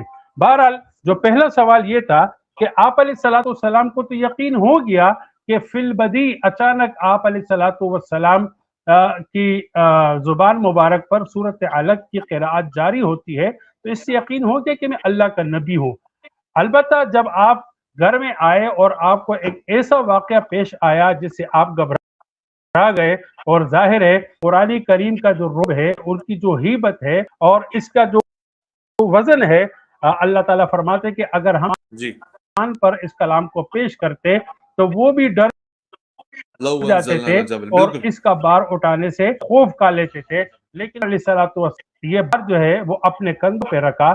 اب وہ چیز کہ حضرت خدیجہ رضی اللہ تعالیٰ عنہ آپ کو اپنے کزن کے پاس لے جاتی ہے، اور وہ تورات و انجیل اور سابقہ کتابوں کے عالم تھے، جب انہوں نے آپ کی کیفیت کو دیکھا تو انہوں نے آپ کی تصدیق کی ہے، آپ کو جو ہے وہ ویریفیکیشن نہیں کی کہ بھائی چلو آج آپ سے اللہ کے نبی ہے، بلکہ انہوں نے یہ کہا کہ جو ملکہ جو فرشتہ آپ کے پاس آیا ہے، ایسا فرشتہ تو حضرت موسیٰ اور حضرت عیسیٰ کے پاس بھی آتے تھے، اور انہوں نے اسی وقت آپ کی تصدیق کی اور یہ تمنا کی کہ کاش اس دن تک میں زندہ ہوتا کہ جس دن آپ کی قوم آپ کو اس مکہ سے نکالے گی اور میں آپ کی تائید میں آپ کی حفاظت کے لیے کھڑا ہوں۔ تو انہوں نے آپ کی جی تصدیق کی تھی، آپ کو ویریفیکیشن سرٹیفکیٹ دی کہ آج کے بعد آپ نبی ہیں۔ تو یہ بات بہت کلیئر ہے کہ غار حرا کے اندر ہی آپ کو نبوت اور رسالت کا یقین ہو چکا تھا۔ خوب جناب حضور سرور کائنات جان دو عالم کا میلاد منانے کا یہ علمی انداز ہے جس میں ہم سوال و جواب لے رہے ہیں، اور میں تائید کرام کی جو بہت ہی شفقت کے ساتھ خوبصورتی اور نرم مزاجی کے ساتھ آپ کے سوالات کے جوابات دے رہے ہیں۔ فالوئنگ سندھ کی خوبصورت کامنٹس میں پڑھ رہا ہوں، آغا عمران صاحب بھی گفتگو فرما رہے ہیں اور میں اس پہ متوجہ ہوں، اور سیدہ انم کاظمی صاحبہ بھی لکھ رہی ہیں، میں اس کو غور سے دیکھ رہا ہوں، بہت اچھے کامنٹس بھی ہیں۔ بے نام بھی فرما رہے ہیں کہ مہربانی کر کے اسرائیلیات کے موضوع پہ بھی پروگرام رکھا جائے تاکہ سب واضح ہو جائے۔ اس پہ بھی خواہش مند ہوں کہ علماء سے گفتگو کریں گے انشاءاللہ ایک اور نشست میں، اور بھی میں خوبصورت سوالات اور ایسے کامنٹ جس سے معلوم یہ ہوتا ہے کہ صاحب ذوق و شوق پروگرام کو دیکھ رہے ہیں۔ اقبال رانجھا صاحب نے فرمایا کہ عیسائیوں کاتبی پڑھا لکھا مسلمان کا نہیں، میں اس میں کامنٹ نہیں سمجھ پا رہا کہ کیا لکھا ہے، مجھے مشکل ہوئی اس میں سمجھنے میں، معذرت۔ سیدہ انم فرما رہی ہیں کہ سورہ جمعہ کی آیات گواہی ہیں۔ تو علامہ صاحب اس کے آخری حصے میں ہم داخل ہو گئے، کہ دو ہی سوال ہیں میرے پاس اور سمجھنے کی نیت سے پوچھ رہا ہوں۔ حضور سرور کونین جان دو عالم فخر موجودات مقصود کائنات خاتم الانبیاء، حضور کی یہ جو تشریف آوری ہے اس کی تاریخ میں اختلاف پایا جاتا ہے۔ میں اہل تشیع بران کو دیکھتا ہوں کہ وہ 17 ربیع الاول کو جشن سرکار مناتے ہیں، عام مسلمان 12 ربیع الاول کی طرف زیادہ رجحان رکھتے ہیں۔ میں مفتی فضل اللہ شاہ صاحب سے بھی اس پہ تصدیق لے لوں گا۔ تو کوئی اگر یہ کوئی غیر مسلم اگر یہ کہے کہ بھائی جس نبی پہ ہم نے ایمان لانا ہے، جس نبی کی ہم نے باتوں کو اپنے تن میں اتارنا ہے، عمل میں اتارنا ہے، جس کی نبی کی ہر ایک بات پہ ہم نے یقین کی نگاہ سے کامل ترین حیثیت ایمان کو رکھنا ہے، اس کی اگر تاریخ ولادت میں ہی اعتراض اختلاف ہے تو پھر ہم آگے والی باتوں پہ کیسے اعتماد کریں کہ کب کیا ہوا، کیسے ہوا، کیا کہا، کیوں کہا، کس نے کہا؟ یعنی یہ اس کی وجوہات کیا ہیں اور اس کو سلجھایا کیسے جا سکتا ہے؟ جی دیکھیے ماشاءاللہ بہترین آپ کا سوال ہے، اور موجودہ دور کا چونکہ لوگ اس قسم کا سوال اٹھاتے ہیں کہ سید الانبیاء کی ولادت کی تاریخ میں کیوں اختلاف ہے۔ اچھا یہ جو ہے 8 ربیع الاول بھی بعض روایات میں ملتی ہے، 9 ربیع الاول بھی ہے، 12 ربیع الاول بھی ہے، 15 بھی ہے، اسی طرح 17 بھی ہے، لیکن جو ہمارے پاس ہے یعنی اہل بیت رسول کی طرف سے جو روایات مستند معتبر مشہور ہیں وہ 17 ربیع الاول کی۔ تو لہٰذا اس لیے ہمارے علماء نے بھی 12 ربیع الاول کا ایک قول نقل کیا ہے، لیکن اس کو معتبر نہیں قرار دیا۔ تو جس کے اوپر اعتماد کیا ہے وہ 17 ربیع الاول ہے۔ اس لیے آپ ایران میں جو ہے وہ کیا ہے کہ وہاں پر علماء کرام نے ایک وحدت اسلامی کے نام سے، ہفتہ وحدت کے نام سے، ایک بہترین تمام امت اسلامیہ کے درمیان ایک وحدت و محبت کا پیغام جائے، کیونکہ سید الانبیاء ہم سب تمام مسلمانوں کے درمیان جو ہے وہ نقطہ وحدت ہے، تو سب تمام مسلمان آپ کی ذات پہ جمع ہوتے ہیں، تو لہٰذا اس کو کہتے ہیں ہفتہ وحدت۔ یعنی ویسے تو سید الانبیاء کا یوم میلاد جس دن بھی آپ منائیں، جس دن بھی آپ ان کی خوشی کا اظہار کریں، یہ باعث اجر و ثواب ہے۔ تو اس اور قرآن مجید کی آیت مجیدہ بھی ہے، اللہ سبحانہ وتعالیٰ سورہ یونس میں فرما رہا ہے قل بفضل اللہ وبرحمتہ فبذالک فلیفرحوا، اے رسول کہہ دیجئے کہ اللہ کے فضل اور اس کی رحمت پر لوگوں کو خوش ہونا چاہیے۔ تو اب یہاں پر اللہ کے فضل اور اس کی رحمت پہ خوش ہونا چاہیے، تو اللہ کی رحمت کون ہے؟ تو اسی طرح سورہ جو اگلی صورت ہے سورہ انبیاء کی آیت نمبر 107 میں اللہ سبحانہ وتعالیٰ فرما رہا ہے وما ارسلناک الا رحمۃ للعالمین، تو عالمین کے لیے جس کو رحمت بنا کر بھیجا ہے وہ رسول اعظم صلی اللہ علیہ وآلہ وسلم کی ذات ہے۔ تو آپ کا وجود رحمت ہے، اور اللہ قرآن میں کہہ رہے ہے کہ یعنی اے رسول کہہ دیجئے کہ اللہ کے فضل اور رحمت کے ساتھ خوش ہونا چاہیے۔ تو رسول اللہ کے یوم جشن جس دن بھی ہو اس میں خوشی کا اظہار کرنا جو ہے وہ باعث اجر و ثواب ہے، اور رسول اللہ سے عقیدت اور محبت کی علامت ہے۔ خوبصورت لیکن یہاں پر جو علامہ صاحب، آپ کا جو اہم سوال تھا، یہ اختلاف وجہ کیوں بنی، تو اس کا جواب دیکھیں دو چیزیں، جیسے مثال کے طور پہ میں ہوں، آپ ہیں، ہم میں سے جو بھی ہماری برتھ ڈے ہے اس کو بیان کریں گے، جو ہمارے بزرگان تھے وہ بتائیں گے کہ ہماری برتھ ڈے کیا ہے، ایسے ہے کہ نہیں؟ میرے یا آپ کے مفتی صاحب، ہم سب کے بزرگ جو دادا ہیں، والد ہیں، وہ بتائیں گے۔ اگر والد زندہ ہیں مثلا تو والد یا دادا جو بھی موجود ہیں بزرگان میں سے، وہ بتائیں گے کہ برتھ ڈے کون سی ہے۔ اور ہماری جو وفات ہے، ہماری وفات کی اطلاع خبر کون رکھے گا آنے والے وقتوں میں؟ جو ہمارے وارثوں کے جنازے کے، وہ بتائیں گے کہ ہماری جو ہے وہ وفات، ہمارے وصال کا جو ہے دن اور تاریخ کون سی ہے۔ تو سید الانبیاء کی جو ہے وہ ولادت میں اختلاف کیوں ہوا؟ چونکہ رسول اعظم صلی اللہ علیہ وآلہ وسلم کے بزرگ تھے حضرت ابو طالب۔ جب امت نے ابو طالب جو آپ کے بزرگ تھے جب ان کو چھوڑا، تو رسول اللہ کا یوم ولادت کی تاریخ مسلمانوں نے بھلا دی، اور رسول اللہ کے جنازے کے وارث تھے امیر المومنین علی ابن ابی طالب علیہ السلام، اور جب امت نے علی ابن ابی طالب کو چھوڑا تو پھر اس میں اختلاف کر بیٹھے۔ میں معذرت کے ساتھ، کسی کی دل آزاری نہیں ہے، جس طرح ہم سارے مسلمان رسول اعظم صلی اللہ علیہ وآلہ وسلم کا یوم میلاد منا رہے ہیں، کیا ہم سب کے اوپر حق نہیں بنتا ہم رسول اعظم صلی اللہ علیہ وآلہ وسلم کا یوم وفات بھی منائیں؟ بالکل حق مودت رسول کا تقاضا ہے یا نہیں؟ تو لہٰذا یعنی مودت رسول، محبت رسول کا تقاضا ہے کہ آپ کی سیرت طیبہ، آپ کی تعلیمات، آپ کی سنت، اسلام کا ہدف، اسلام کا مقصد، رسول اللہ کی پاک تعلیمات، اس کو ان دونوں میں جم کر، ان دونوں میں بیان کرنا چاہیے۔ تو بہرحال یہ جو ہے ایک بہت خوب علامہ صاحب، آپ نے پوائنٹ جو ہمیں یاد دلایا، دراصل ہمارے لیے انتہائی اہم بات ہے، اور متوجہ ہوا میں اس طرف، یقیناً بہت سے سننے والے بھی ہوئے ہوں گے۔ آپ نے لیکن ایک بات جب کہی کہ کسی بھی دن رحمت کی آمد کی خوشی ملتی ہے، یعنی آپ اس میں ایک وسعت پیدا کر رہے ہیں کہ اس سے اختلاف، تاریخوں میں اختلاف ہو بھی تو کوئی مشکل نہیں ہے، کسی بھی دن حضور کا جشن منایا جا سکتا ہے، آپ اس سے متفق ہیں؟ ماشاءاللہ آپ برادران اہل سنت دیکھیں، ماشاءاللہ پورا ماہ ربیع الاول میں وہ مختلف مقامات پہ میلاد کراتے ہیں، تو الحمدللہ ہمارے ہاں بھی ایسا ہوتا ہے، شیعہ کسی بھی دن حضرات منا لیں، بھی ہم خود پڑھنے کے لیے جاتے ہیں سید الانبیاء کا جو جشن، تو یا تو وہ 17 کی رات ہوتی ہے یا وہ 17 کا دن ہوتا ہے، بعض جگہوں پہ 16 ربیع الاول ہوتا ہے، بعض جگہوں پہ ہم جو ہے وہ 20 کے بعد بھی پڑھتے ہیں۔ تو یعنی یہ ایک سید الانبیاء کی نسبت سے مقصد یہ ہونا چاہیے آپ صلی اللہ علیہ وآلہ وسلم کی پاک سیرت بیان ہو، رسول کسی اللہ بھی کے دن اس کو فضائل، آپ کہہ رہے ہیں کہ منا سکتے ہیں۔ جی رسول اللہ کے فضائل، ان کے کمالات، تاکہ لوگوں کے دلوں میں رسول اللہ کی محبت کو اجاگر کیا جائے، ان کی سنت کو زندہ کیا جائے، یعنی قرآن کی علامہ صاحب تعلیمات اگر کو میں اجاگر غلط کیا نہیں ہوں، میں صرف ایک معمولی سا قیاس کر رہا ہوں کہ اگر 10 محرم کو بھی جشن ولادت منا لیں تو آپ کو اعتراض نہیں ہوگا؟ نہیں، اس دن وہ دن جو ہے خاص چونکہ حزن سے تعلق رکھتا ہے، تو ایسے دن کے ساتھ ہم جشن رسول صلی اللہ علیہ وآلہ وسلم کا اہتمام نہیں کر سکتے۔ کیوں؟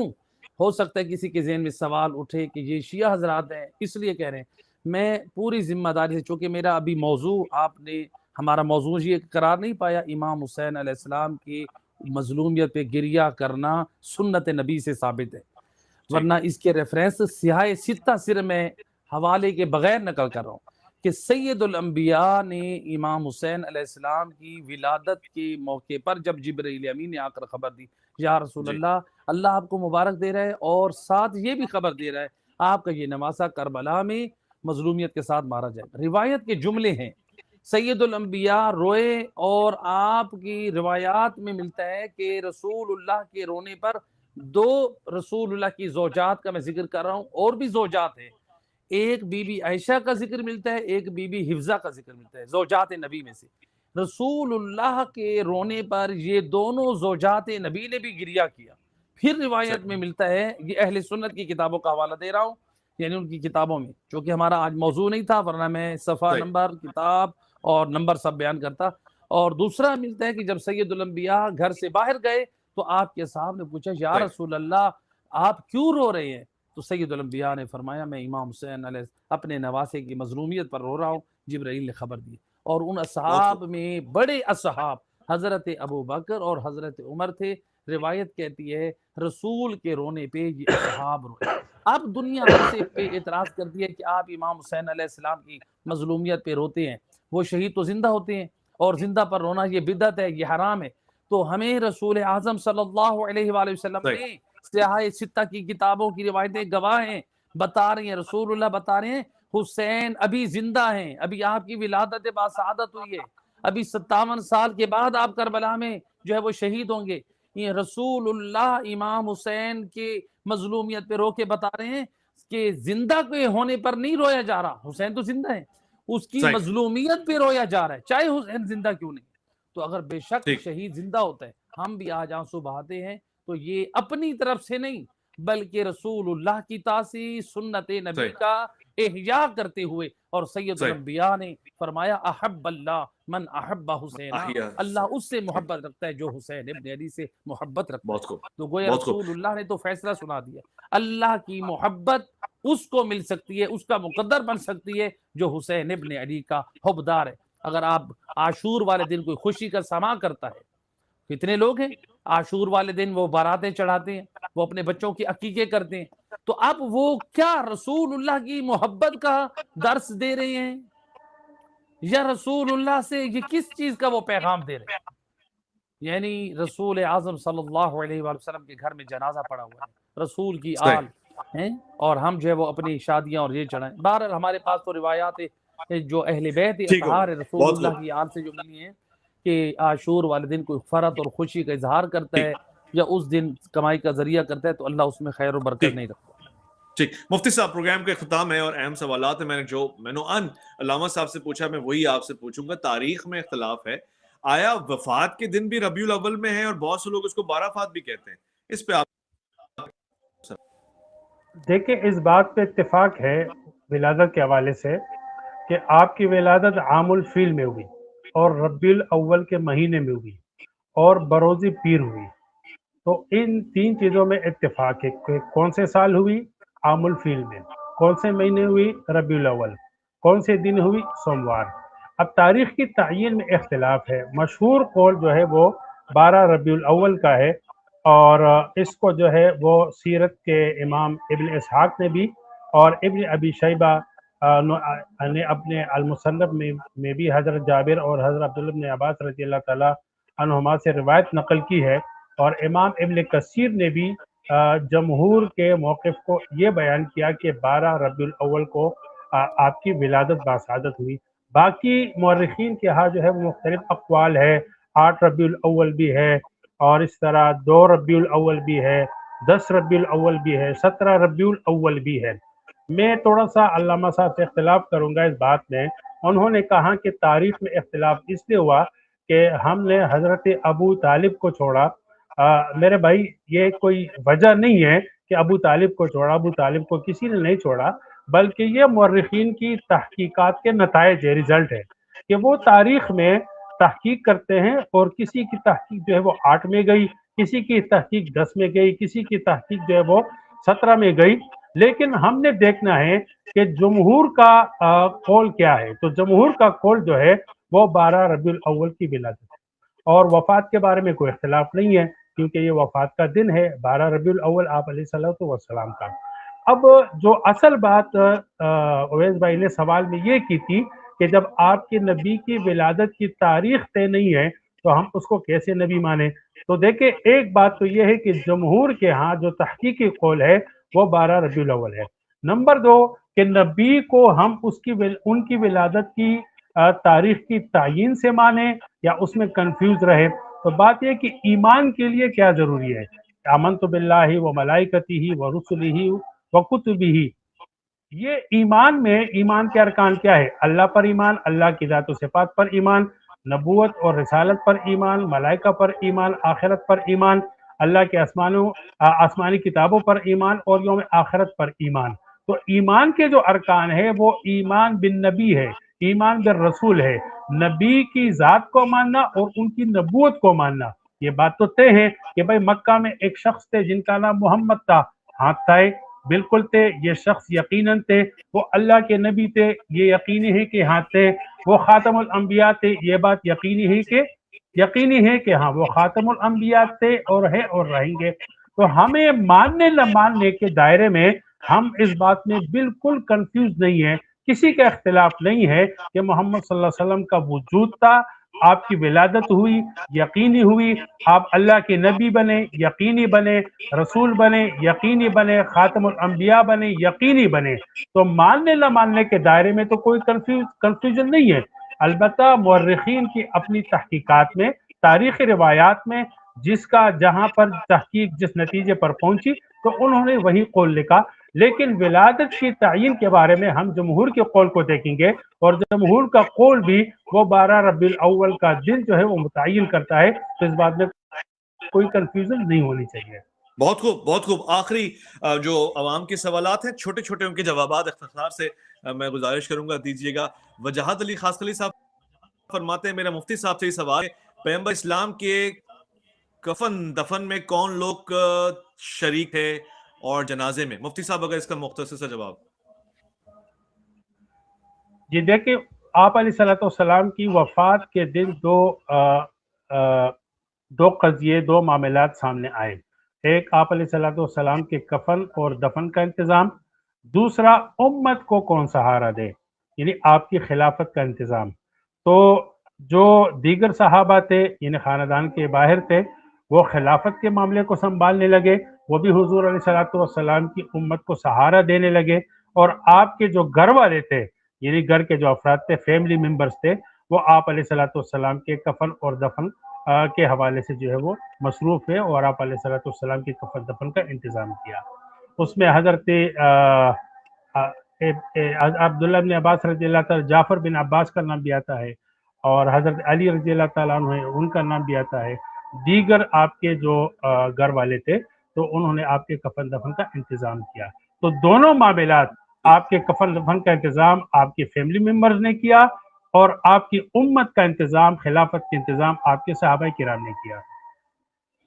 ٹھیک، بہت شکریہ. اجاز حسین صاحب فرماتے ہیں السلام علیکم اویس ابانی صاحب، بھائی آپ کی کوشش بہت اچھی ہے، پروگرام بہت شوق سے دیکھتا ہوں. اجاز حسین صاحب کہتے ہیں I am Indian, Mumbai Maharashtra سے میں تعلق رکھتا ہوں، مہاراشٹرا سے. جی بہت خوب. اقبال رانجھا صاحب بھی دیکھ رہے ہیں، انہوں نے کہا کہ فرمان کے حوالے سے جو گفتگو کی ہے کامنٹ میں. اور ایک اور سوال میں لیتا ہوں، اس کے بعد پروگرام کا اختتام کریں گے. علامہ صاحب کچھ کہنا چاہ رہے ہیں؟ معذرت علامہ صاحب آپ بھی اس پہ جی، اپنا خیال. میں یہاں پر ایک یعنی مؤدبانہ ایک سوال یہ کرتا ہوں کہ دیکھیں، یہ کہا جاتا ہے کہ رسول اعظم صلی اللہ علیہ وآلہ وسلم کے جنازے کو گھر والوں نے سنبھالا اور امت کی فلاح کے لیے جو ہے وہ اصحاب جو ہے وہ اور جگہ بیٹھے. تو اب ہم سب کا یہ ایمان اور نظریہ ہے، رسول خدا صلی اللہ علیہ وآلہ وسلم جو ہے وہ اسلام کی مکمل تمام تعلیمات دے کر گئے ہیں۔